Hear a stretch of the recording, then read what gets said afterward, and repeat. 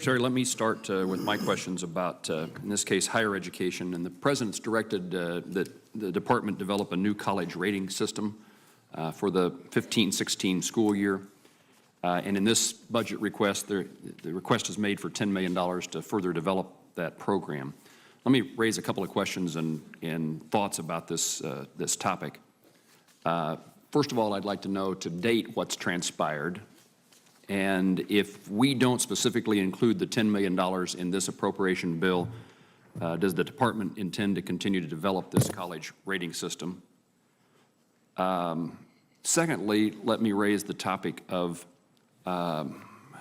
performance information for the college rating system that could be used to determine that criteria. I know it's in the works. You don't have the criteria in place yet.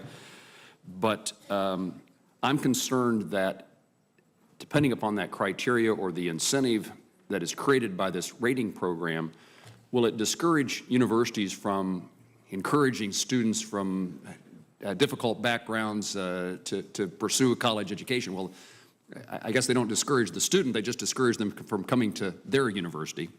And then finally on this topic, depending upon those metrics, how will you take into account something that I think is very important for us to certainly not discourage, and if we can encourage, it's good, but if there's any criteria that's based upon the college graduate's income, what we would call financial success, are we not excluding people who enter the military, young people who decide they want a faith-based career, missions work, Teachers. I almost beat you to that word. Are we not discouraging some things that are very noble in our society if there's any criteria based upon what we would call, quote, success by those college graduates? Those are all great questions, and we're working through all those very tough issues as we speak. And again, happy to have these conversations with you and your staff in detail. So to be clear, if we come up with something that does those things that you talked about, then we would have failed. So we absolutely want to not discourage, but encourage universities to take young people who are Pell Grant recipients, who are first-generation college goers. And if we do the incentive structure wrong, that'll be a problem. We have some very clear thoughts about how to do it to encourage it, not discourage it, but happy to do that. We need more teachers, we need more social workers, we need more people to go into government service, we need more people to go into the Peace Corps. And so making sure we encourage that rather than discourage that will be key. So being very, very thoughtful in how we put this together. We're taking a huge amount of time. I've said repeatedly, we go into this work with a great sense of humility. We've had dozens and dozens of roundtables with college students and college presidents and boards.